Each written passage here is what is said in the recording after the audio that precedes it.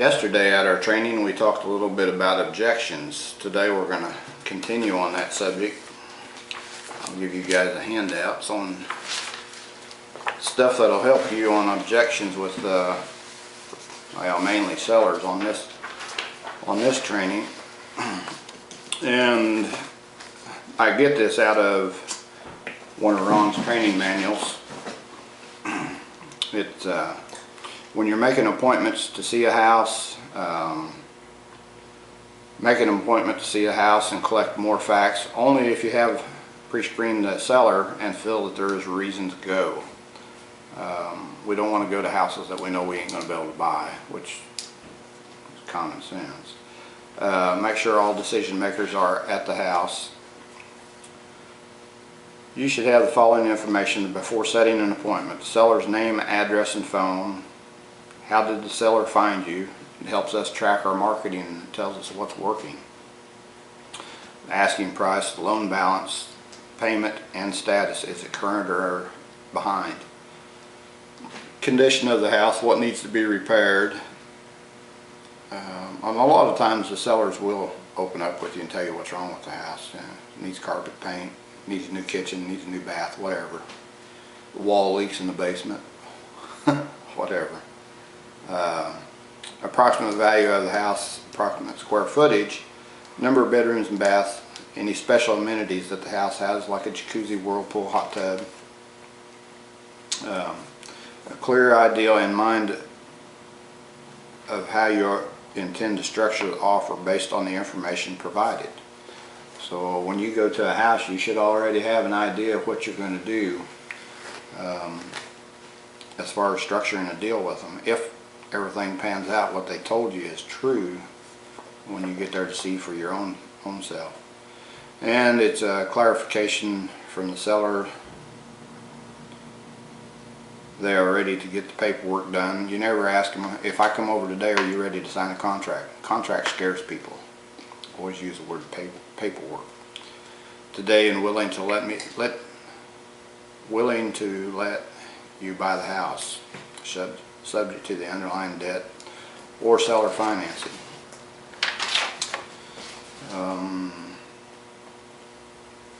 There's a lot of objections here that's in these pages, and I'm not going to read every one. What objections are you coming across, Chris, when you talk to sellers? Really just the offer that we can make them. I mean, well, that's not typical. I mean, we've gone and looked at a couple houses maybe before we should have. But I get probably 90% of my objections are just getting information about the mortgage. Okay. Yeah, I remember that quite a bit too. Mortgage information. Yeah, that's and two, once people find out that I'm not buying this house for myself personally, it seems to raise a red flag for them. Yeah, I've had a lot of them sit there and say, well, is this for you and your family? If it's a person that needs to sell, we're looking for people that need to sell, not want to. Right. People that have objections about giving you the mortgage information, and then that last objection that you just mentioned, that you're an investor and you're not looking for your family. People that have them two objections are people that are not serious. They are suspects, not prospects. Time to get off the phone. Right. Yeah. One of the objections that you'll hear from time to time is, how do I know you'll make my mortgage payment? And I always come back at them with, do you have any reason to believe that I won't? You know, you call me. If you don't feel comfortable, I'll make your payment, and if the thought will keep you up at night, perhaps you shouldn't sell. If it won't work for both of us, we probably shouldn't do it, and I really don't want to buy your house. If you don't want me to, wouldn't you agree? You know, I don't go into all of that, but I guess there is stuff on the back of these too, ain't there? That was the back. Okay. When will you sell the house and pay off the loan? Again, we don't make promises that we can't keep. I always tell them I can't give you an exact time. It will be up to the tenant buyer to make the decision within the time frame they have. I can tell you this, I get paid when they get their financing, so obviously I'll be pushing them to do so. In the meantime, your payment will be made. That's the most I can promise. Will that work for you? It's pretty straightforward. And then of course it goes on to say if the seller says yes, I guess, or they could say no, I would rather sell outright now. And then you can switch to an option, which an option leaves them responsible for the repairs and maintenance and all payments. So, and it gives you the opportunity to sell the house. And the only way you can go to an option really is if there's equity in the house. Right. If they owe $100,000, if they owe $100,000 and the house is worth 120 or 150, give you an opportunity to make a little bit of money on the backside. Why don't I just list it with the realtor? I love getting asked that question. Well, you can, and you can pay the realtor 6% of your money. And I don't believe the realtor is going to make any of your payments or do any repairs for you. But if you want to list it with a realtor, I suggest that you do that. When I talk to buyers and sellers, I'm just a little bit cocky because I'm the one bringing the solution to the table. I'm the one with the answer to their problem.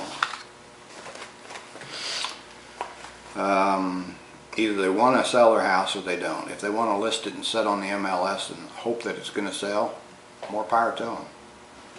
You know, if they're behind on payments, there's not a realtor in town that's going to list it because there's no money in it for the realtor. That's something that we should ought to do is get to working with 3 or 4 realtors each and let them know anytime that somebody calls them that wants to list a house and they're underwater, we can help them folks. Yeah. And we'll pay them a referral fee. I already have 2. I already have 2. You already have 2? Okay. Have you talked to any banks about their REO inventory? Not in today's market, because as soon as they get them off the courthouse steps, you know, they go to the courthouse step. If nobody bids, they take them back. When they take them back within a week, they're listed with somebody. Yeah. And that's just the way the banks nowadays prefer to do it. Right. List them and hope that they get more than what's owed on it. I found a lot of them that are being up for auction. Yeah. You go to auction.com and print gazillion pages of them. There's a lot of them in St. Joe right now that are going up for auction. Yeah, there is. Then another objection is that I need to let my attorney see the agreements. And I don't have a problem with that. I always give them a blank agreement for them to show their attorney. You hear that a lot, but most 90% of the people are not going to actually show it to an attorney. They just think they're going to scare you by showing it to an attorney. And I'm not scared because it's the documentation that I've been using for the past 8 years. I have run it by several attorneys in the St. Joe, and it's passed as legit. So let them show it to their attorney. The seller, what if the seller wants to buy another house or afraid you won't make their payment? I ran into that a couple times. And most of the time, if the seller wants to buy another house, they're in the position to buy another house. They can show the bank the lease between the seller and me, and it's going to wipe out that debt because it shows that the payment's being made. Okay. Because I've had that objection twice. Okay. And of course, after, 4 or 5 loans, the lending institutions start treating you like an investor and shut you down on loans. That's just the way it is. I don't know why they shut down good investors that actually do the homework beforehand and produce cash flowing deals to the bank. Are you going to a mortgage lender? Yeah. You need to go through commercial. Well, at that point, yeah, you need to go through a commercial lender and wrap all them mortgages together. That way you've got one on your name, and then go get 4 or 5 more. So using that method, you could have up to 20 or 25 properties wrapped into 5 loans.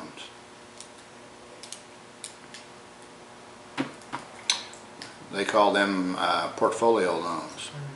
Or a guidance line, something like that. Exactly. Yep. Let's see, handling seller's objection to options. If you're dealing with a seller who needs to sell, which is what we're looking for, needs to sell, and make it easy for them to see they have nothing to lose, handling objections should be easy. If you want a positive answer to any question, let's see, if you want a positive answer to any question, the benefits should come before the questions. Here's the questions. If I pay you all cash, what's the least you could take? If you don't like this answer, there's no need to go any further, which is right. Why should I let you tie up my house? Your response is, perhaps you should. I'll tell you what. Give me 60 days to buy it. If I haven't done so by then, go ahead and list it. How does that sound?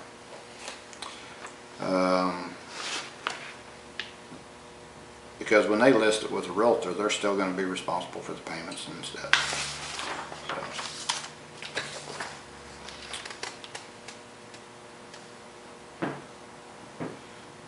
Why won't you make my payments while you're selling my house? Well, you know, you probably didn't. We discussed that yesterday. We always ask for the seller to make 3 payments from the date we sign the contract, the agreement. And the reason we ask that is it allows us to find a tenant buyer within 90 days.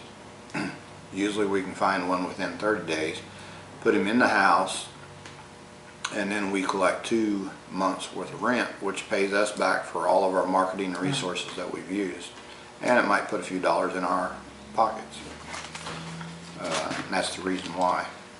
It gives us the time to find a qualified tenant buyer, not just some Joe Blow off the street that they're going to have trouble with. Right.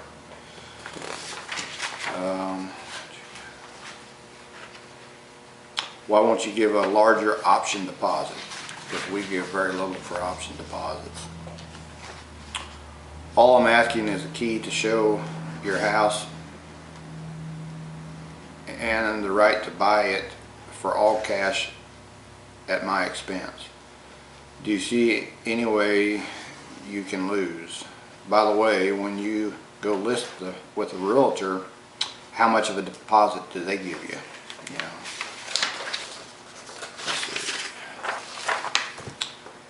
How long do you need to option? How long do you need to option my house? How long, and the response is, how long do you want me to keep trying to sell your house at my expense with no risk to you? Basically, how long do you want me to work for you for free?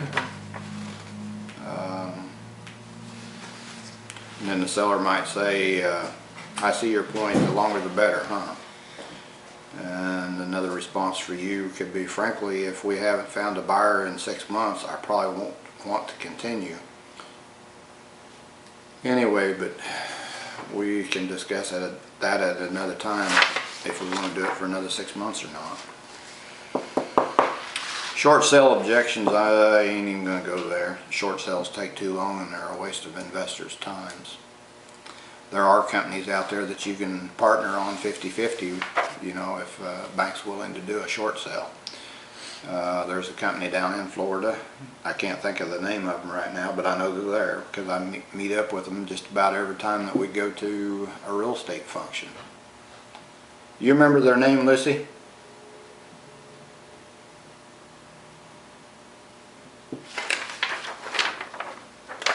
No, but I do not remember okay.